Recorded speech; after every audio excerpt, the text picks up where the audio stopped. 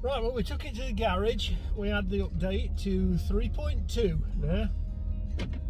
And as I said before, you can't do that unless you, now you have to take it to the garage for this first update, unless you've got a car that will do it. But it wouldn't do it for us over the air. Okay, so we now took it to the garage, and when we brought it back, we had a few teething problems that we needed to sort out. The first of which was the speed limiter. Now that's not the cruise control, that's the speed limiter. And I like the speed limiter to change the speed limit when I enter or exit a different limit, so that it automatically updates, so I don't end up speeding. It wasn't set, so you'll have to go into the menu, and I'll show you how you do that in the next bit. And then after that, we tried to log on to the WeConnect services. We couldn't log on to it, and there's an update. You have to update it first before you can log on. So if you're trying to get the WeConnect to work, don't bother, just do it after you've done the update. The update for that is you have to be driving the car. It doesn't take very long to update. Once it's updated over the air, you should then be able to log on to the WeConnect services. The next thing that we had a problem with was, while I was messing around doing the WeConnect services, we ended up with the screen, the infotainment screen, going completely black. Now, there is ways around this, and the infotainment screen, I'll show you in the next bit, but basically you can walk away with your keys, or you can hold your finger on the power button on the infotainment screen for 10 seconds or more, and it will reboot and come back again. We kind of panicked at the time, but no need to panic, Captain Mannering. Everything worked all right. Okay, I'll hand you on to the Uncle T, who will tell you all about it in the next bit of the video.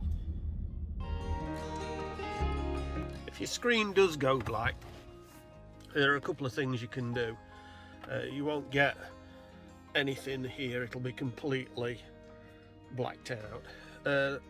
First thing you could try is you could hold the power button for about 10 seconds, which will soft reset the infotainment system.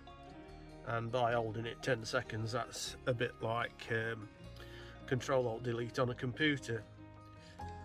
The other method you can do is you can walk away with the keys, lock the car, walk away and leave it for 20 minutes, something like that.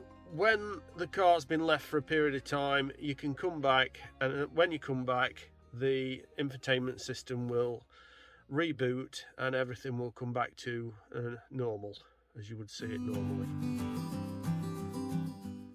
Anyway, the general rule of thumb is if you've now got 3.2 update, you should be able to set up the WeConnect app, but before you do that, you must really check here, which will give you, sorry about the wobbly screen, will give you the notifications, and you should have 2 updates here on the notification screen, and those updates will be to update so that you can connect to WeConnect. If you try to do it beforehand, you will end up with error messages, it won't connect, you'll have lots and lots of trouble.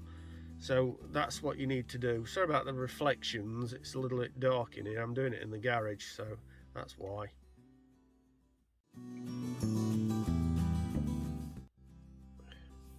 Then once you've done that, you can go to users and set up your primary user. And we use the QR code to do this, and with the QR code it was fairly straightforward. However, when you come to get in the car, you may afterwards need the PIN code. Go back to your phone, sort out the PIN code through the app, and what you have to do is you have to set a new PIN code up. Don't try to reset the PIN code because you don't know it in the first place, so it would ask you for the original PIN code, which you don't know. So set up a new pin code, write it down, memorize it, and then put the pin code in, and the primary user will then be set, and you will be okay to get in and out of your car. Make it so that it remembers the pin code, because otherwise you're going to have to keep putting the pin code in every time you get in the car, and you don't really need to do that. So just tap on the bit that memorizes the pin code. The other thing that I noticed after the update was the speed limiter. That's not the automatic cruise control, that's the speed limiter we're talking about now, which is selected through here, was not set to automatically display. So you would get something like this, and you would have to adjust your speed up and down to adjust it for the speed that you wanted to do. So to get around this, instead of it automatically adjusting the speed for you, which I like, it didn't. So to get around this is what you do is you go to the driver assist, and the little what would you call 3 lines and dots at the top, hamburger if you want to call it that, there's a speed limiter. So hit speed limiter and you will see mine is now turned on. So you've now got the speed limiter selected, and the speed limiter, once you set it, will then automatically adjust because it's now displayed on the screen, and it's got the speed limiter preview, which when you're using it will be displayed here for whatever speed limit it is, and it should automatically change speed limits, so it won't let you go above, say, 30 miles per hour or whatever speed the road is. And although it doesn't get it right exactly every single time, you do have to keep your eye on it once in a while so that you don't speed, but it is a very useful item to have, and it wasn't preset when we had the 3.2 update. We've been told that we need to take it in on a recall for a change of tyres, and this was after the update of 3.2. So we've had the update, and at the time they said you need 4 new tyres. Right, we also found out that it's only if you've got GoodYear tyres, and the reasoning was because there was splits here in the inside of the tyre wall.